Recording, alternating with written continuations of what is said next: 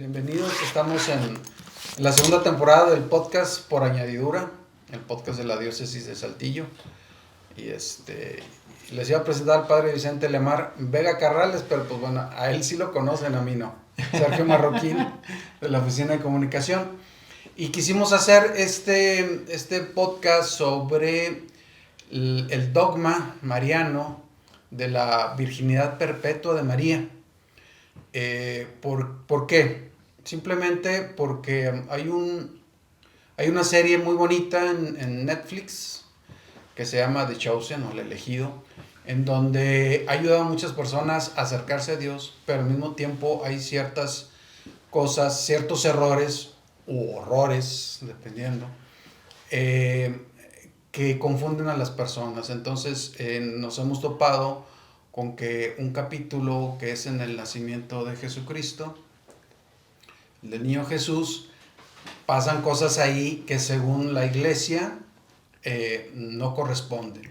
Entonces quisiéramos, y ese capítulo ya se está viendo para las catequesis en las parroquias, ¿no? Entonces quisiéramos puntualmente decir qué fue lo que pasó, qué es lo que nos dice la iglesia, por qué nos dice eso, para qué sirve este dogma, o sea, etcétera, etcétera. Entonces le pedimos al padre Vicente Lemar, que sabe de eso, aparte es médico, entonces nos puede dar esa otra perspectiva de la ciencia médica. Y pues bueno, no sé cómo empezar este tema. No sé si gustes, bueno, primero que nos pongas en presencia de Dios. Y claro que sí, en nombre del Padre, del Hijo y del Espíritu Santo. Amén. Amén. Invocamos la presencia de la Santísima Virgen María. Dios te salve María, llena de gracia, el Señor es contigo. Bendita tú entre las mujeres y bendito el fruto de tu vientre, Jesús. Santa María, Madre de Dios, ruega por nosotros los pecadores, ahora y en la hora de nuestra muerte. Amén. Amén. En nombre del Padre, y del Hijo y del Espíritu Santo. Amén. Amén. Pues cómo empezar esta conversación hablando de la Santísima Virgen María. Ella entre las criaturas es la más alta, la más excelsa, nunca suficientemente valorada y suficientemente exaltada. Es la primera de los redimidos. Siempre hay como un recelo, digamos por como diplomacia que se quiere tener ante todo con los protestantes. Hay como un miedo a hablar de ella o hablar demasiado de ella. Hay por ahí un pensamiento muy útil en este sentido, cuando se afirma: nunca temas amar de más a la Virgen María, porque por más que te esfuerzas, nunca la amarás más que Jesucristo, o que Jesucristo ama a su propia madre, ¿verdad? Y entonces el papel de ella es único, inigualable, por pura misericordia, por elección divina, pero sin comparación, y eso hay que tenerlo en una clara consideración. La Virgen Santísima, como hay unas alabanzas que en el libro de Judith, Antiguo Testamento, se le dedican a esta heroína, la Iglesia se las ha atribuido a la Virgen María. Tú, la gloria de Israel, tú, el orgullo de nuestra raza. Para los que les escandaliza la imagen de la Virgen María, como la presenta la Iglesia, demasiado divina, que podríamos decir divinizada, al punto que afirman estos preocupados que la ponemos al nivel de Dios. No, es criatura. Ella es criatura, hermana de nuestra raza, y sin embargo entre las criaturas la más excelsa, incomparable totalmente. Y en este sentido, la exaltación que ella tiene en su persona no es ni siquiera provocada, causada por ella misma, sino por Dios, que la quiso exaltar por, otra vez, este papel único, inigualable, insustituible, que ella tiene dentro de la historia de salvación, siempre en relación al Señor Jesucristo, siempre este papel ordenado hacia el Señor y culminado también en la persona de Jesucristo. Entonces ella, la Virgen Madre, elegida por Dios desde la eternidad. Aquí habrá que hacer alguna acotación. Nosotros no existimos desde siempre. No hay como una reserva, una bodega de almas en el cielo. en la que luego de repente Dios traiga un alma a vivir, termina la vida y se vuelve a guardar y así, que sería lo que propone la reencarnación, sino que cada alma humana es creada desde cero, desde la nada, al momento que acontece la concepción. Entiendo. Esto quiere decir, la Virgen María y consecuentemente cada uno de nosotros somos amados antes de existir. Esto quiere decir, el amor nos precede. Ajá. Papa Benedicto XVI, al tocar un testimonio dentro de un documento que se llama Spe Salvi, la esperanza que salva, o en esperanza fuimos salvados, retoma la historia de Santa Josefina Vaquita, aquella esclava africana que tenía más de 120 cicatrices terribles en su cuerpo por haber sido vendida como esclava, y luego cuando conoce un dueño diferente a los demás, que es Jesucristo, ella recibe los sacramentos y ella se hace religiosa, y como religiosa una gran santidad. Benedicto XVI resume la experiencia de esta mujer, Santa Josefina Vaquita, al haberse encontrado con Cristo, ahora se sabe conocida, amada y esperada. Antes de eso solo usada, como cualquier cosa al ser una esclava, pero no, ahora conocida, amada y esperada. Eso que se puede decir de Josefina Vaquita, lo decimos de cada uno de nosotros, conocidos, amados y esperados por Dios aún antes de existir. Y quiero insistir en ello porque retrata la sobreabundancia de la misericordia divina. Que nosotros a lo mejor no lo podemos entender mucho porque vivimos en un tiempo y Jesucristo es tiempo presente siempre. Un eterno presente. Un eterno. Ajá, entonces, estrictamente estas nociones nos superan, pero al mismo tiempo no son ajenas, ¿verdad? Entiendo. Y entonces, por ejemplo, hay un texto en la carta a los Romanos, precisamente lo traigo separado. Por lo demás sabemos que en todas las cosas interviene Dios para bien de los que le aman, de aquellos que han sido llamados según su designio, pues Dios predestinó a reproducir la imagen de su Hijo a los que conoció de antemano, para que así fuera su Hijo el primogénito de entre muchos hermanos. A los que predestinó también los llamó, a los que llamó también los justificó, y a los que justificó también los glorificó. Palabra de Dios, te alabamos, Señor.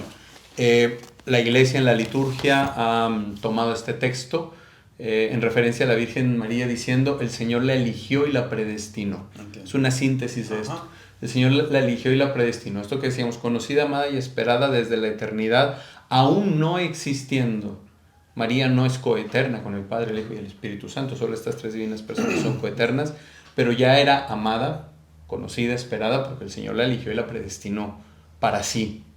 Y entonces, pues ya, esto destaca de entre el resto de la humanidad. ¿Por qué? Si ella es simplemente humana, ¿por qué destaca? A ver, la Virgen María siempre fue libre y es libre. Entonces no estaba, entre comillas, condenada a simplemente realizar el proyecto divino. O sea, no era algo como forzado, como... No sé cómo decir, espontáneamente orientado a, Sí. sin ninguna libertad de su parte, sin ninguna decisión de su parte. Sí, porque somos 100% libres. Somos libres, ella es libre. Pero a esta predestinación que Dios ha hecho, digamos, conquistó el corazón de ella y ella libremente dio un sí. Pero no cualquier sí, todos nosotros estamos llamados a dar un sí. Sí. El sí de María tiene la particularidad que rompe la historia de la humanidad en un antes y un después. La historia de la humanidad, aunque muchos se resistan, está dividida en un antes de Cristo y un después de Cristo. Sí. Pero ese antes de Cristo y después de Cristo pasó por los labios y por el corazón de María. Es una cosa fortísima. Cuando en el Antiguo Testamento, en la versión en latín de la Biblia, dice, y Dios dijo, hágase la luz, hágase cada uno de los elementos de la creación, usa este verbo en latín fiat, hágase, fiat. Ese mismo verbo en el Nuevo Testamento, cuando el ángel aparece a María, y la respuesta de ella es la misma, hágase, fiat. Que decimos fiat mihi, según tu verbo tum, hágase en mí según tu palabra. Entonces es muy bello que en esta edición en latín de la Biblia hay una palabra que inicia la primera creación, vamos a decir, la creación del cosmos, de lo visible y de lo invisible, pero esa misma palabra da origen, da lugar a la nueva creación, o, aunque nos suena raro el término, a la recreación, la creación nueva en Cristo de todas las cosas. Pero si esa primera palabra, ese primer fiat que da origen al universo, estaba en labios de Dios Padre, esa misma palabra que da origen a la nueva creación está en labios de María. Y entonces nunca el destino de la humanidad estuvo tan en manos de una persona humana como cuando el ángel anunció a María. Ahora, Dios podía haberlo hecho de otra cosa, sí, de otra manera, sí, con otra persona, sí, y sin embargo, a ella la eligió y la predestinó. Y ella fue fiel a ese llamado. Entonces, ya con eso tenemos bastante para saber delante de quién estamos a hablar de la Santísima Dices Madre. que la predispuso, ¿no? Por eso le puso a sus papás Santa Ana y San Joaquín. San Joaquín. Okay. Sí. Que también la formaron, la Así educaron en la fe. Así es. Y incluso esto, en la elección que Dios hace de ella, aparece el primero de los dogmas, que sería el primero de los dogmas en cuanto a la vida de la Virgen María, la Inmaculada Concepción. Hoy es 8 de diciembre, Hoy precisamente estamos grabando 8 de diciembre. el Día de la Inmaculada. Mira. Entonces, ¿qué es la Inmaculada Concepción? A veces en el amor reverente que se tiene a la Santísima Madre, nos gana el corazón y nos, por lo menos desdibujamos un poquito en algunos aspectos la fe de la Iglesia. ¿Qué quiero decir? Por ejemplo, hay cantos que dicen, es que, no recuerdo el canto en específico, pero como que Dios andaba buscando a alguien y de repente se encontró con esta doncella de Nazaret y dijo, ella, es que mira. tiene que ser ella. Sí, yo creo que sí. Sí, yo creo que ella. Ajá. Y no. Incluso todavía Dios no comenzaba el primer fiat de la creación del universo y ella ya estaba elegida, ¿no? Porque a Dios no se le escapa nada de las manos, ¿no? Entonces, es como, aunque es otro dogma, pero la humanidad de Jesús, porque Jesús tiene esta naturaleza humana de estas características. No es así, bueno, Dios crea, hay una humanidad, Adán y Eva meten la pata, ¿ahora qué hacemos? Bueno, pues mando a mi hijo. ¿Cómo lo mando? Pues ya no hay más que esto, ¿no? Padres de la Iglesia dicen que no, que cuando el Padre modelaba a Adán con sus manos del barro, cuando lo estaba modelando, el Padre estaba previendo a Jesús encarnado. O sea, ¿cómo se va a ver mi hijo cuando ya esté encarnado y cuando ya sea adulto, varón perfecto? Así de chulo como se ve mi hijo, así hago a Adán. Sí, entonces no es accidental para Jesús su constitución humana, sino más bien la constitución de Adán, Eva y toda la descendencia está hecha a modelo de lo que será Jesús encarnado. Como hombre perfecto. ¿Cómo cuántos años estamos hablando entre Adán y Jesús? No hay una norma, pero bueno, ya no hay una manera así de calcular exactamente. Pero bueno, son miles. Miles de años, sí. Pero entonces Adán, en su perfección, dañada luego por el pecado, fue hecho según la perfección absoluta de Cristo encarnado. Por eso hay un salmo que, aunque los salmos son de 1000 años antes de Jesús, se le atribuye de forma profética, eres el más bello de los hombres, en tus labios se derrama la gracia. Eso se dice de Jesús, ¿no? Entonces la Virgen Santísima así fue elegida, fue predestinada desde antes de la creación del mundo, ¿no? Eso también se aplica a todos los cristianos, pero siempre que hablemos de lo que se da a todos los cristianos, ella lo tiene de forma excelsa, porque es la primera de los cristianos, discípula perfecta, ¿no? Dios nos ha elegido, estoy en Efesios 1:4, Dios nos ha elegido en Él antes de la fundación del mundo, para que vivamos ante Él santamente y sin defecto alguno en el amor. Nos ha elegido de antemano para ser sus hijos adoptivos por medio de Jesucristo, porque así lo quiso voluntariamente. Entonces, si eso se puede decir de ti, que eres tú, de mí, que soy yo, ¿cuánto más no se podrá decir de ella? De Luis, que es... Allá atrás de cámara. Entonces, esta elección, predilección de la Virgen María, bueno, se manifiesta luego en esta verdad de fe que se llama la Inmaculada Concepción. Tenemos luego una noción un poco ambigua de si la Inmaculada Concepción se refiere a la concepción de Jesús, que también es inmaculada, o a la concepción de la Virgen María. El dogma como tal es la concepción de ella en el vientre de su mamá Santa Ana y con concurso o participación de su papá San Joaquín. Okay. ¿Qué pasa en el momento en el que ella, la Virgen Santísima, es concebida? Es en previsión de los méritos de Jesucristo. Eso es muy importante, en previsión de los méritos de Jesucristo, o sea, lo que sucedería 48 años después o no sé cuánto, de lo que ella es concebida a que Jesús muere en la cruz, en previsión de esos méritos, ella es preservada de toda mancha de pecado. 48 años. 48 años, por decir algo. ¿Y esto por qué? Porque la muerte y resurrección de Jesús son hechos que acontecen en la historia, pero no quedan atrapados en la historia. Son históricos, son verdaderamente históricos, pero trascienden la historia y por eso es capaz de ir para atrás o para adelante. Por eso cuando nos confesamos, ¿qué participamos? De la cruz de Cristo, en cuanto a perdón para mí. Cuando comulgamos, ¿qué participamos? De la cruz de Cristo, en cuanto a fuerza de redención, en cuanto a caridad perfecta. Entonces, la cruz de Jesús trasciende, pero con ella trasciende de una forma muy particular. En nosotros, el perdón de los pecados por la muerte de Jesús nos viene de forma curativa. Pecamos, somos heridos y luego somos sanados. En ella sucede de una forma particular, única y irrepetible, de forma preventiva. Y esa es la Inmaculada Concepción. Porque luego a veces al tratar de esto yo pregunto a la gente, bueno, entonces, ¿la Virgen María necesitó ser salvada o no? La respuesta común es no, porque ella no tenía pecado. A ver, vamos a ver qué dice ella en el Magnificat. Se alegra mi espíritu en Dios, mi Salvador. Si ella no hubiese necesitado ser salvada, estaría mintiendo. O sea, necesito ayuda. Necesitó ser salvada, necesitó de la salvación.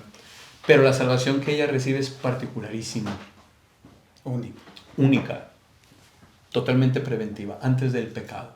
Pero fue salvada en previsión de los méritos de Jesucristo. Okay. Por eso, ella es la primera redimida. Entonces, ese dogma otra vez nos lleva a Jesucristo. Que digo, siempre la Virgen nos lleva a Jesucristo. Pero indispensablemente. Indispensablemente.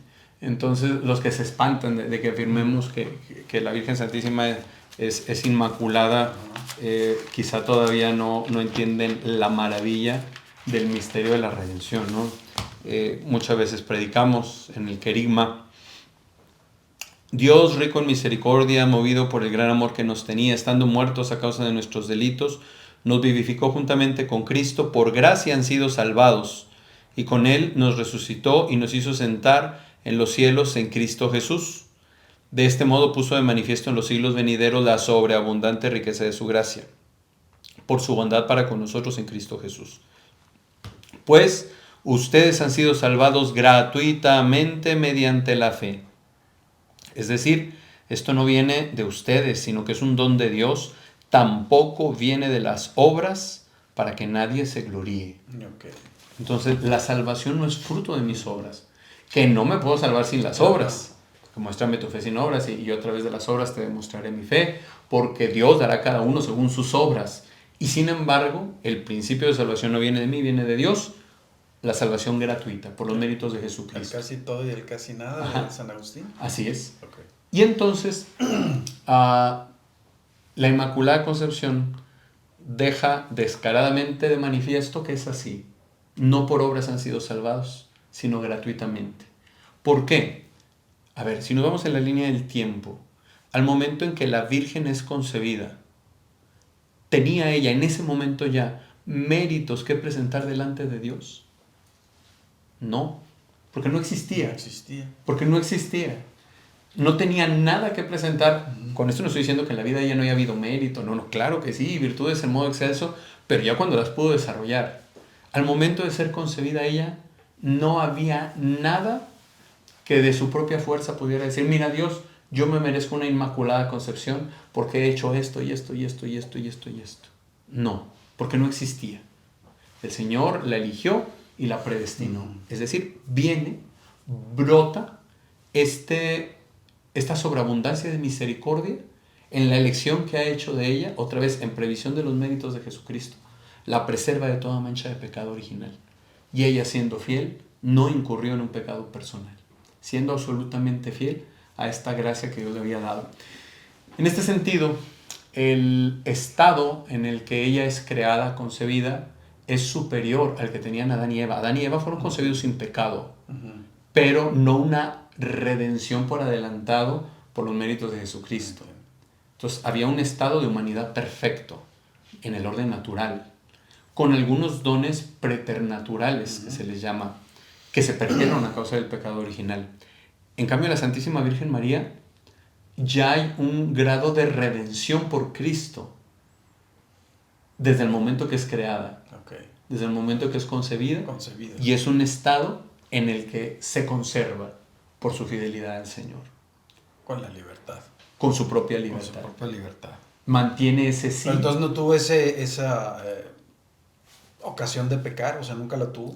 La ocasión sí, y la tentación seguramente. Sí. Pero el mismo Señor Jesús fue tentado. O sea, tenía el Señor Jesús una carne frágil. El Señor es el que dice, el espíritu está pronto, pero la carne es débil. Sí. Entonces el Señor tiene una carne frágil. ¿Por qué decimos que tiene una carne frágil? Porque tomó una verdadera carne humana. O sea, no una aparente carne humana, sino una verdadera carne humana. Y por esta fragilidad, esta carne fue susceptible de ser tentada. No cayó. Fue tentada la carne del Señor Jesús, pero no cayó, por lo tanto no pecó. Pero entonces la susceptibilidad a las tentaciones, claro que la Virgen María la tenía, ¿no? Y sin embargo fue fiel. Ok. Sí. Oye, padre, estabas hablando, vamos a hablar de un dogma mariano que es la virginidad perpetua de María. Ahorita hablaste de la Inmaculada Concepción.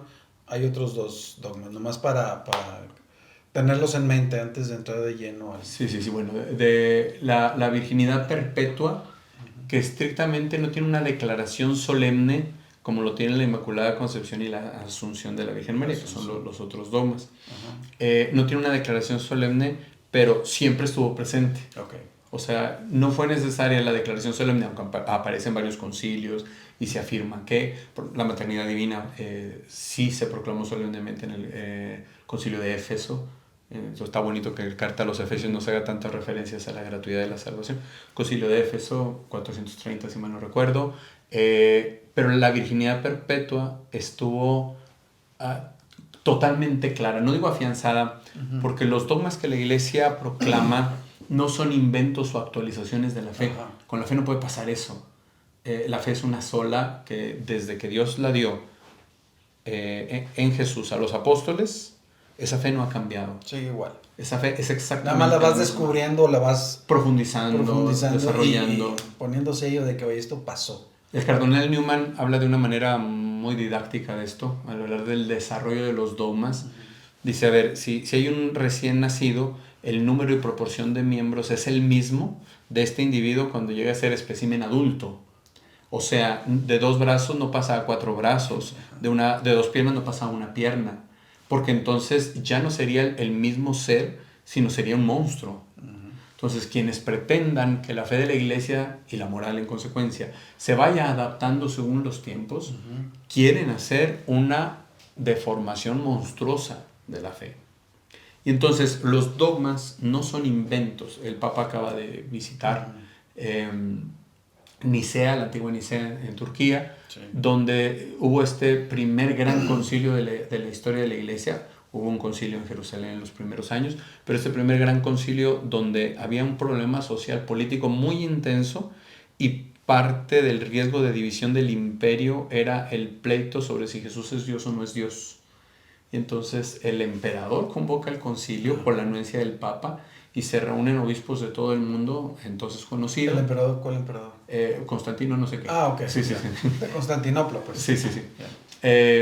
Emperador de Roma. Emperador de Roma, Constantino, pero fue en Éfeso, antes en Nicea. En Nicea, Constantinopla. En Nicea, actual Turquía. Sí, antes.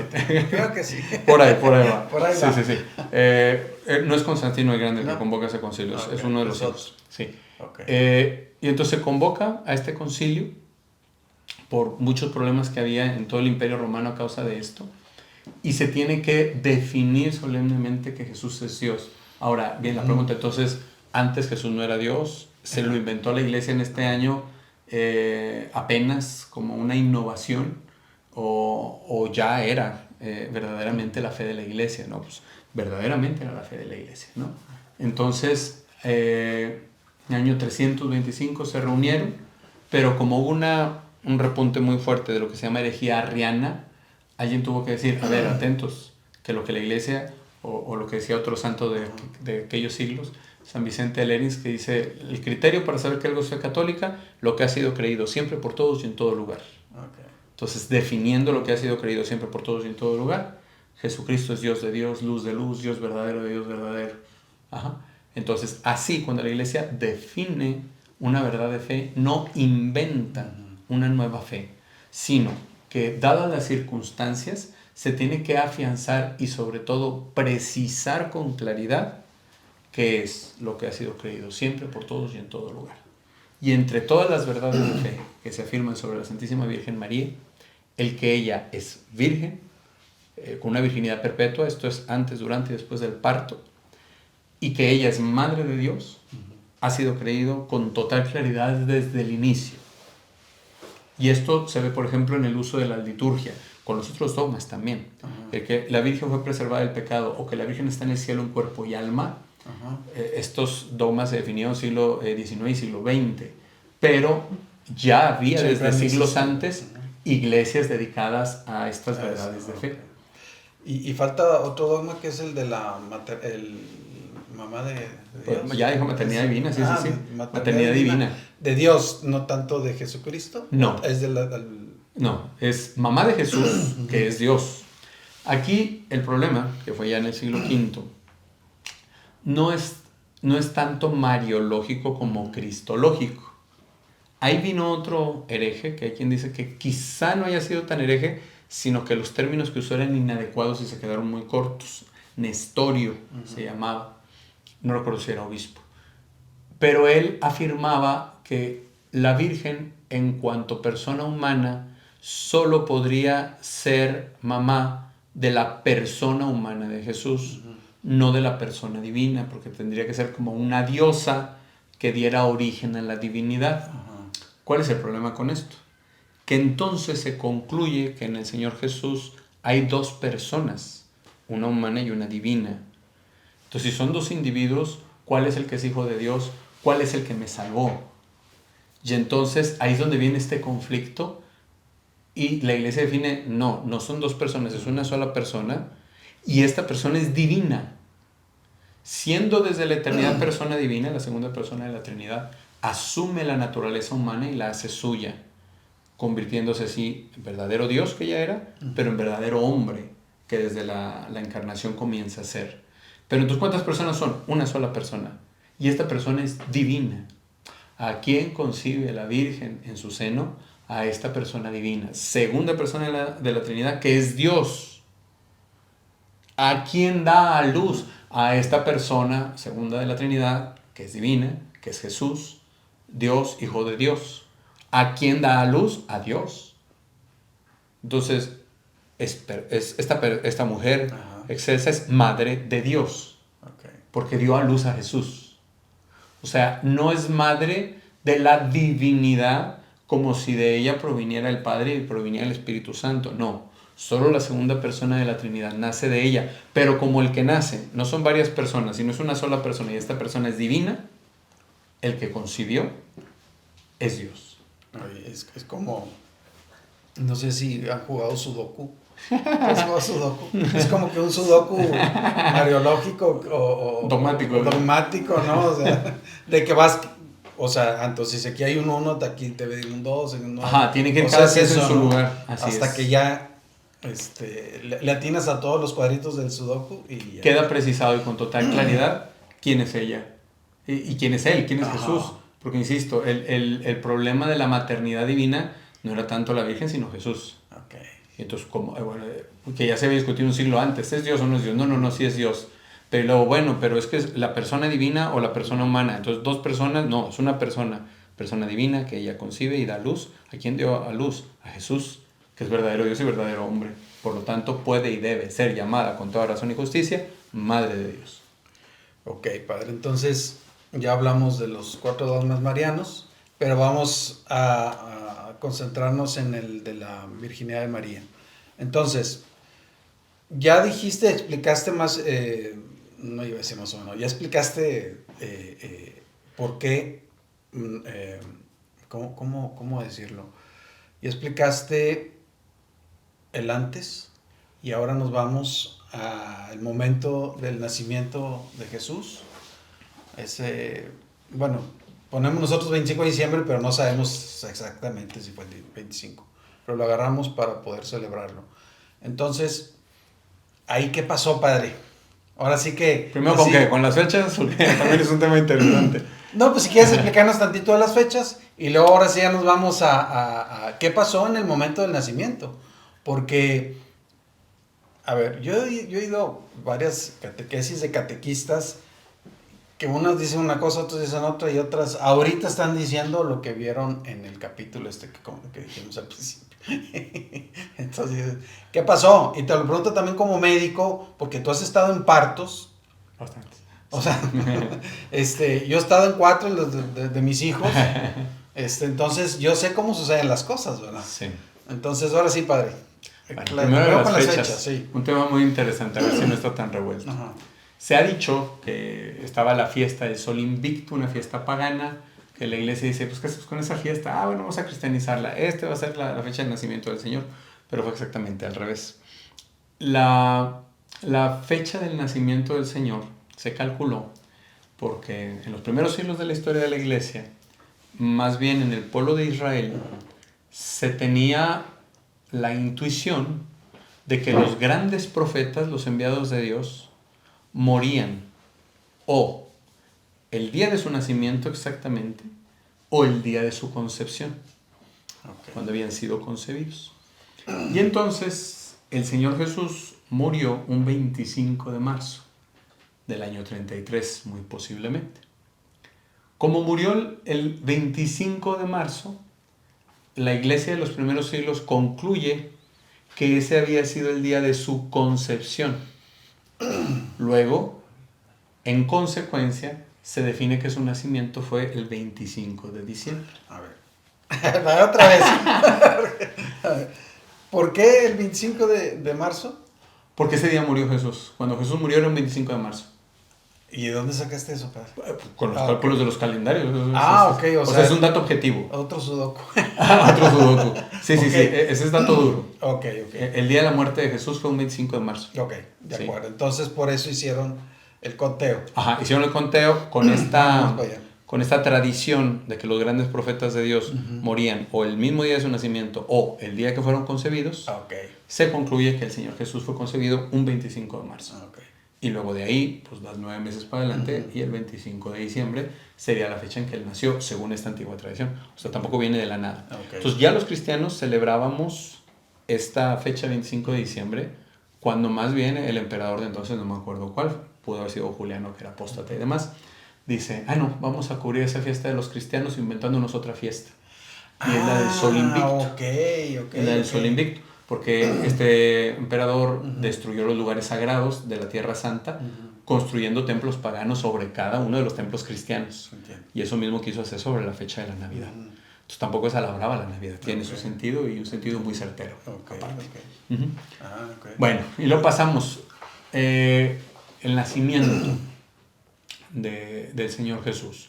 Pues bueno, tienen que empadronarse y esta obligatoriedad civil lleva a cumplir la promesa de que de Belén de Efratá surgirá, ¿no?, aquel Mesías descendiente de David.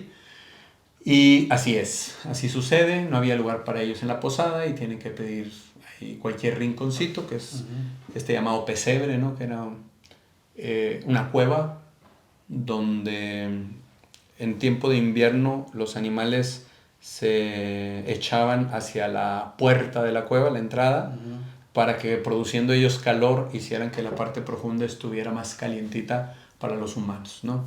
Es en un lugar así, en Belén, Betlehem significa esta palabra casa del pan, muy significativo, porque luego el Señor es puesto en un pesebre, que era un plato para los animales. Plato para los animales. Y luego Él va a decir más adelante, yo soy el pan de vida.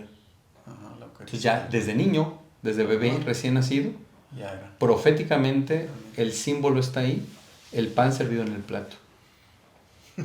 Eso, bueno, todo, wow, qué bonito. Ajá.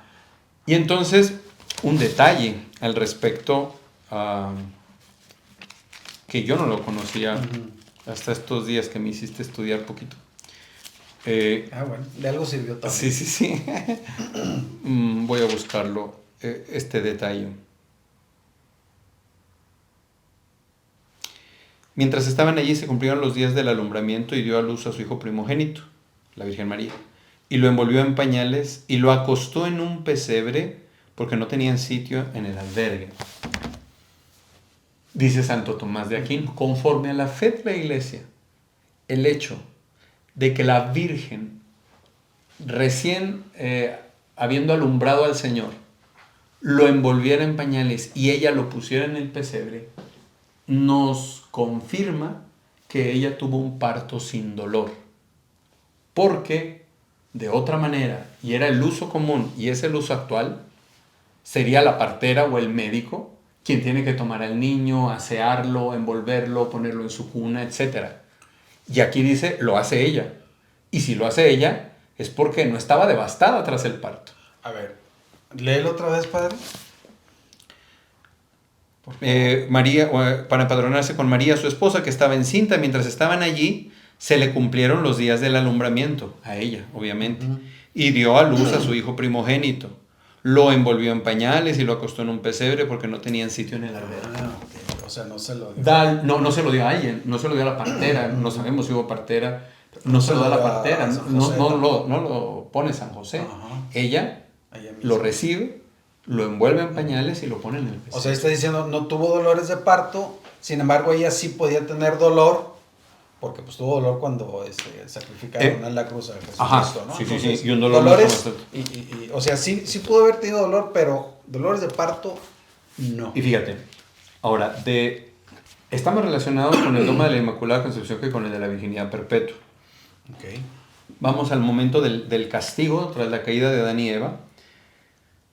Le dice el Señor a Eva, estamos en Génesis 3:16, a la mujer le dijo, tantas haré tus fatigas, cuanto sean tus embarazos, con dolor parirás los hijos, hacia tu marido irá tu apetencia y él te dominará. Con dolor parirás a tus hijos. ¿De dónde viene lo doloroso del parto? Consecuencia del pecado original. Okay. Una consecuencia del pecado original. Con dolor parirás a tus hijos. Si ella fue preservada del pecado, por todo lo que ya hablábamos, la elección, la predestinación, etc., fue preservada entonces del dolor propio que competía. O sea, nos lo dijeron, ¿qué? 5,000 años antes. Sí. Así es. Okay. Sí. Entonces, no tuvo dolores de parto, pero ¿hubo parto? Claro, hubo parto. Yo me acuerdo. ¿Cómo fue el parto? Natural, pero sin dolor. Como un bloqueo, diríamos actualmente, pero totalmente natural. A ver, explícame eso, padre. ¿Qué es un bloqueo? Un bloqueo, pues a la mujer que está en trabajo de parto se le puede poner una anestesia, la mentada raquia, que disminuya, no desaparecen, disminuya bastante los dolores para que no le dan después, ¿no? ¿No? Cuando termina, cuando se quita el efecto de la bueno, estará dolorida ciertamente. Estará dolorida ciertamente, pero los dolores intensos son cuando el útero se contrae, que lo hace de manera muy violenta, muy intensa. Pues bueno, cuando se puede se hace bloqueo y entonces se hace un parto más sobrellevable, aún con molestias y lo que sea, ¿no? Pues la Virgen María no los tuvo ya. Pero entonces, ¿cuál fue la vía de nacimiento? La natural. La natural. Totalmente. O sea, intrauterino, ¿cómo se le dice? Cuando hablo de la Virgen María, es el pudor y el recato me obligan. Vía natural. Ya, bueno, ya entendimos. Yo Vía no tuve el recato. natural, perdón. Pero sin dolor y sin afección a la virginidad, habrá que decir eso. Por eso la Virgen María, ciertamente espiritualmente, pero también físicamente, virgen, antes, durante y después del parto. A ver, si nació así, entonces sigue como Preservada. preservada. Sí. Físicamente también. ¿Por qué? Porque Dios mismo hace su entrada triunfal en esta vida. En el Antiguo Testamento hay una frase que habla así de esta puerta triunfal en la que el rey desde dentro llega. Y entonces eso sucede con el rey que entra, pero sin violencia. Otra vez la violencia del pecado original, en donde con dolor parirás a tus hijos, con dolor físico por las contracciones y por los desgarres que se pueden producir en el parto. Entonces el Señor no iba a venir a lastimar nada con su llegada en la humanidad, pero nada en su Santísima Madre. Viene Jesucristo de manera natural. Ok. Es cuando dicen, es como el sol que entra por el vidrio y que... Así es, como el sol que pasa por el vidrio y no lo daña. Así fue tanto la manera en la que Él es concebido sin concurso de varón, como la manera en la que ya entra al mundo saliendo del vientre de su madre, sin lastimar nada. En el capítulo que comentamos venía ahí dolores y etcétera. Y es lo que se está manejando ahorita como catequesis. Entonces ya vimos que no. Pero eso pues no es algo que veamos normalmente. Ahora, también lo hacemos por pudor y recato porque estamos hablando de la Virgen María, quiero suponer, ¿no? Claro, sí, totalmente. Porque ya tú no lo dijiste, yo lo dije. Sí, ahorita mejor lo voy a confesar. Así. O sea, ya. Pues ya, muchas gracias. Bueno, y hay que ir, no traigo ahora las citas concretas, pero ir a los padres de la iglesia. Los padres de la iglesia son estos santos de los primeros 8 siglos a los que la iglesia les reconoce como un carisma especial de la interpretación de la catolicidad de la fe. O sea, la fe auténticamente católica la tenemos desde los padres de la iglesia. Okay. Entonces, en los padres de la iglesia, insisto, no tengo ahora las citas de lea tal padre, tal padre, pero en un consenso genérico creen en esta virginidad perpetua y creen en esta preservación, entonces, de la Santísima Virgen. Voy a hacer más preguntas. Entonces, estaba en el embarazo de la Virgen. Ahí pudo haber tenido dolores en el embarazo, no en el parto. Una molestia natural. Natural de la hinchazón, no sé. Lo que sea. Aunque, otra vez, si volvemos al texto del Génesis, tantas haré tus fatigas cuanto sean tus embarazos, con dolor parirás a los hijos. Es todo esto que implica las molestias del embarazo y del parto, consecuencia del pecado original. Ella, preservada del pecado original, fue preservada de las consecuencias. Ya, entiendo. Ok, entonces ya nace, le pone el pañal. ¿Qué pañal era? ¿Qué marca era? No, yo creo que no era de marca. Seguro de algodoncito, como nosotros acá estamos a usar. O sea, también. Nace, se levanta y atiende al niño. Y atiende al niño. Y este detalle lo toma Santo Tomás de Aquino para decir, corte del cordón. Pues seguramente hubo que hacer algo San José o ella misma, no sé. Eso. Son detalles. Lo que la Biblia o la palabra de Dios en general no nos revela es porque no es necesario para la salvación. Entiendo. Entonces, ¿qué estamos haciendo aquí? Entonces, el niño nació limpio, o sea, no tenía nada, perdón. Es que ya no quiero decirlo porque luego pues es de la... nació limpio, no había sangre, que no probablemente el líquido amniótico seguramente sí, porque pues era un embarazo normal el que tenía. Okay. Sí, pero son detalles que bueno, pueden alimentar la curiosidad y no nos arrojan nada. Sí, ándale, porque luego le decía a uno de mis hijos, no, es que ya nació y el niño ya estaba aquí. O sea, como que del estómago, del vientre, de la matriz, del primer sagrario, ¿verdad? Del primer sagrario, ¡pum!, ya estaba en el pesebre. Sí, pero a través de un parto. Natural, sin dolor. Bueno, no sé qué más preguntar en eso, porque ya nos dijo el padre, o sea, lo demás que podemos... ¿Pero qué pasó? Que si no sé... O sea, si no viene en la Biblia, es porque no es necesario saberlo. Pero, en base a lo que nos dijo el padre, estamos viendo por qué dice a la iglesia que es virgen antes, durante y después del parto, que es lo que decimos en el rosario. Sí. O sea, no nomás lo decimos porque sí, ¿no? Así es. Me estaba acordando hace rato que me dio risa. Una anécdota en preparatoria, había un maestro medio curioso que buscaba... Que le mandamos saludos. No voy a decir el nombre. Que era muy fan de cuestiones de ovnis y esas cosas. Okay. Entonces, en una de sus elucubraciones mentales, dice que la Virgen María es virgen porque la estrella que venían siguiendo los Reyes Magos en realidad era un platillo volador que estaba transportando a Jesús desde otras galaxias como una especie de Superman. Y entonces cuando los magos ven que hay una indicación de que ahí es el lugar, es porque ese era un rayo teletransportador que estaba haciendo bajar a Jesús de la nave espacial al pesebre. Y entonces, pues ella nunca estuvo embarazada. ¿Lo sacó de JJ Benítez o qué? Pues algo así, yo creo. Pero aparte lo hablaba con total seguridad, ¿no? Entonces a veces nos podemos meter en explicaciones. No, esas explicaciones más bien. Entonces, o sea, entonces, el pecado es la kriptonita de... Ándale, sí. ¿Va? Algo así, sí. Hay muchos excesos en los que podemos derivar. No, con esta serie yo haría una advertencia. Está hecha por protestantes. Ajá. Y no deja de estar entonces condicionada por relativismos protestantes y opiniones protestantes. Sí. Yo pienso que, y entonces... Yo sí lo pongo, ¿no? Que hay que acudir al Catecismo de la Iglesia Católica, al Catecismo de San Pío X, el mismo Magisterio de la Iglesia, las fuentes de los santos, de los padres, nos dan una mayor certeza de... Es que me toca la guardia de honor, corazón.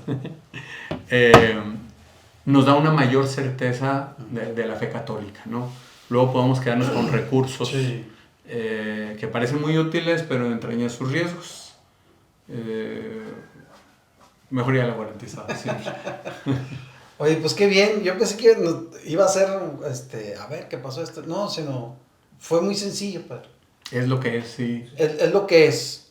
Obviamente la ciencia, pues dice, pues ahí, ¿cómo? ¿Verdad? Pues digo, desde que San José que no participó, desde que ahora el nacimiento de Jesús, pues bueno. Fíjate que... Tú haces ciencia, tú trabajaste en ciencia, entonces... Escuchaba, no sé si ayer, un testimonio del padre Loring. Ajá, el español. Sí, de que sucedió en Zaragoza respecto a la Virgen del Pilar, de un joven que le habían amputado una pierna, una carreta le pasa encima, no hay nada que hacer, se la amputa. Y él le rogó mucho a la Virgen que intercediera porque él quería la pierna nuevamente. Pues no, ¿de dónde? Pues ¿no? ¿De dónde? Cuando le amputaron la pierna, el uso era sepultar el miembro, ¿no? Y entonces él se queda dormido cerca del santuario y está llorando. Vienen y lo despiertan. ¿Qué tienes? Es que soñé que la Virgen del Pilar me decía que ya había obtenido el favor que yo le había pedido. Y se mueve y nada, que ya tenía la pierna. Entonces, por no sé cuántos años, toda la gente conoció su situación porque él se había dedicado a mendigar. Sí, en el templo. En el santuario, sí, en la basílica esta. Y él le había dicho a la Virgen, es que yo no quiero mendigar, yo quiero trabajar. Entonces, tan impactante fue este milagro que quedó certificado por médicos de la época y por notarios. ¿Quién sabe cuántas veces, eh? Sí, 30 y tantos testigos.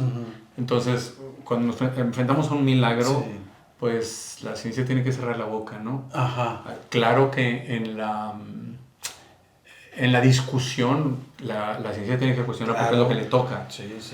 ¿Cómo fue? Pero precisamente cuando ya estamos en la dimensión del milagro, por ejemplo, en Lourdes hay una oficina médica donde todos los casos de curación, que en Lourdes, Francia, casi a diario hay curaciones, más no todas se consideran milagro. Ajá. Entonces los casos más impactantes llegan a esta oficina en la cual participan incluso médicos ateos. Entonces ningún médico de esta comisión va a decir esto es milagro, sino ya buscamos agotar todos los argumentos médicos para explicar esta curación y no hay. O sea, como la ciencia no puede decir es milagro, lo más que la ciencia puede decir quisimos explicarlo y no pudimos. No hay manera de explicar cómo sucedió esta curación y es donde se queda. Y ahí es donde... La iglesia recibe creo esto. reportes. La iglesia recibe esto y es la que se atreve a decir, es milagro. Padre Darío Betancourt, que tenía un carisma de sanación súper extraordinario, tenía una argumentación muy astuta respecto a las curaciones. Decía, si son curaciones, yo no sé, que lo digan los médicos. Si son milagros, yo no sé, que lo diga la iglesia. ¿Qué digo yo? Son bendiciones de Dios. Okay. ¿Sí? Porque luego sucedió, no con él, sino con el padre Emiliano Tardif, que va a dar a Canadá una conferencia para hablar de estos carismas extraordinarios y demás. Entonces un médico muy docto se pone de pie, padre, no se le hace que hay que ser muy cautos con esto de las supuestas curaciones y tener corroboración de que se haya acontecido verdaderamente, conocer los antecedentes y entonces ya poder hablar de una curación para no dar falsas expectativas y demás. Y dice el padre, pues entre tantos argumentos yo no hallaba qué decir.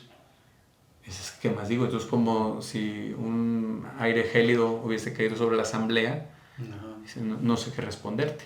Pero antes de iniciar la conferencia, él había ayudado a entrar a una mujer en silla de ruedas y la había colocado cerca del escenario. Entonces dice, no sé qué responderte, pero en ese momento la mujer paralítica se pone de pie. Llega al estrado y dice, yo estaba haciendo oración en este momento, el Señor me habló en el interior, me dijo, párate, tengo tantos años sin caminar, ha pasado esto.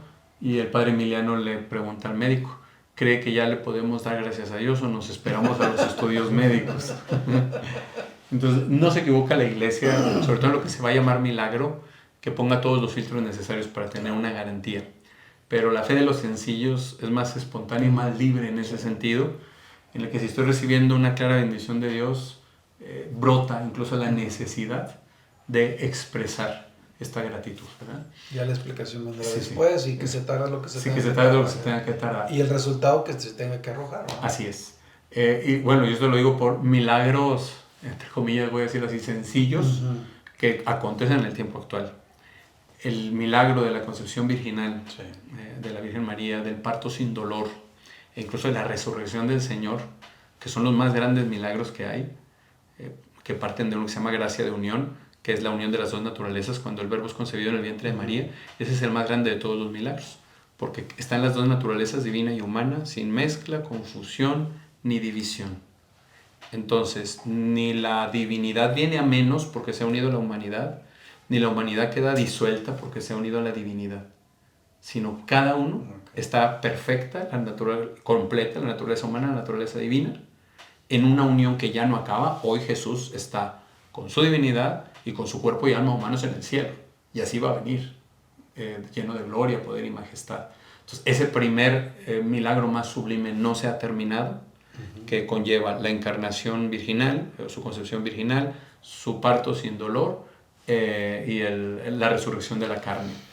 Y la iglesia lo ha querido establecer, por eso en el rosario decimos esto, ¿no? Ajá.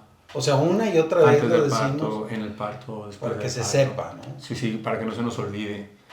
Luego hubo esta postura en la educación en general, de que no tienes por qué memorizar, sino basta con que lo entiendas. Y el problema es que al perder la memoria perdemos la identidad, ¿no? Entonces el estar insistiendo antes del parto, en el parto, después del parto, nos recuerda la grandeza de este milagro, ¿no? Yo les decía en la homilía de este fin de semana, teníamos una cultura cristiana. Ustedes se acordarán, los que somos del siglo pasado, en el radio son las 12 del día, es la hora del ángelus, ¿sí? Y el uso tradicional era que al llegar a la parte de el Verbo se hizo carne, en el ángelus, en el credo, te tenías que arrodillar durante la misa, te tenías que arrodillar para acordarnos de qué es lo que había sido y qué significa para nosotros el que el Verbo se haya hecho carne, ¿no? Entonces, y hablando de esto de los milagros, el Papa Benedicto XVI, ya siendo Papa, escribió una trilogía maravillosa de libros de Jesús de Nazaret, y el último es el de la infancia de Jesús. O sea, ese momento que no conocemos. De lo que sí conocemos. De lo que sí conocemos, pero que tiene mucha riqueza. Sí, de lo no conocido, pues eso, no conocido. Lo demás eran elucubraciones. Vivió sujeto a la autoridad de sus papás. Eso es de lo que no conocemos, es lo que pasó. Y bueno, eso ya nos dice mucho. Sí. Que ya lo dice todo. Pero bueno, trata de los relatos de la infancia que vienen en la Biblia. Y al tratar de los magos, que si los magos vinieron de Oriente, trajeron estos regalos, etc., dice el Papa, y mucho se ha discutido si esto fue un evento histórico o fue una elaboración posterior, como un cuentito para decir Jesús viene a todas las naciones o para todas las naciones. Y dice, respecto a este pasaje de los magos, respecto a la concepción virginal y a la resurrección, y todo el resto de la escritura, pero hablando de estos pasajes, no podemos ni siquiera considerar la posibilidad de que los evangelistas hayan tenido la intención de engañarnos. Así dice Benedicto XVI. ¿Por qué? Porque luego hay posturas de acercamiento a la Biblia, sobre todo uno que se llama método histórico crítico, donde se quiere racionalizar y cuestionar todo, desmitificar todo. Yo no sé si lo hemos hablado en una ocasión anterior. Desmitificar todo. ¿Y cuál es el problema de desmitificar el Evangelio y desmitificar la vida de Cristo? Que para desmitificarlo primero tenemos que haberlo mitificado. Entonces, al hablar de Jesús, al hablar de la Virgen, estamos hablando de un mito. Puedes decir esto, puedes decir lo que te venga en gana. Al final de cuentas es un mito. ¿Y si no? ¿Y si es la verdad? Y entonces, tanto el pasaje de los magos, la concepción virginal, la resurrección de Cristo. O sea, hay que creerle a lo que viene escrito aquí en la Biblia. Pues si yo soy cristiano, sí. ¿Verdad? Y si no, y si tal y cual aspecto yo prefiero no asumirlo, pues no diga que es cristiano. Tan sencillo como eso. Válgame Dios. ¿Entendiste? Pues bueno, padre, entonces, ahora sí que creo que lo que veníamos aquí ya está muy entendido. Ya si quieres buscar más en algún lado, pues que sea en la Biblia, bueno, y gente que sabe de estos temas. Porque si no, te vas a perder otra vez. Y no, es que dijo el padre Vicente que... O ponles el video, mándales la liga y dice, aquí dice el padre Vicente, y si no, pues le echa la culpa al padre. No, lo que dice la iglesia. Lo que dice la iglesia. Pero por parte del padre. Bueno, pues muchas gracias, padre, para despedirnos. Una última cosa, un título muy bello atribuido a la Virgen Santísima, Esperanza Nuestra. Spes Nostra Salve, ¿no? Le decimos en la oración. Tu esperanza nuestra. ¿Por qué ella esperanza nuestra? Porque en ella se ha realizado por adelantado y a perfección toda la obra de redención que esperamos se realice en nosotros.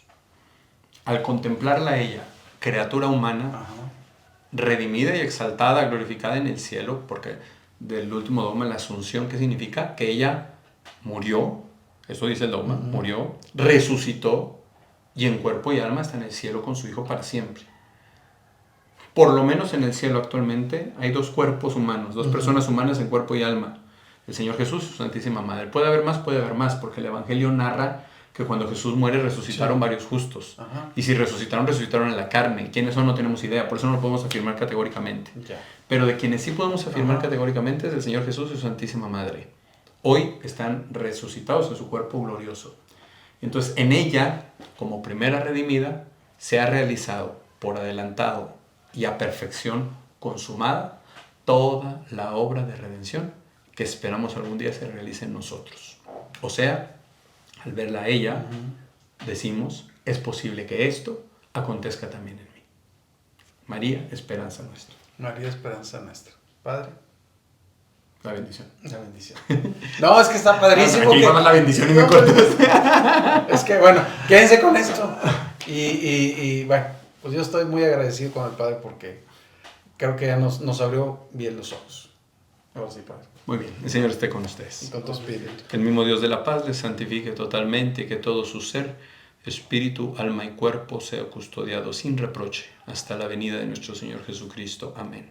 La bendición de Dios Todopoderoso, Padre, Hijo y Espíritu Santo, descienda sobre ustedes, les acompañe siempre. Amén. Gracias. Gloria a Dios. Gracias.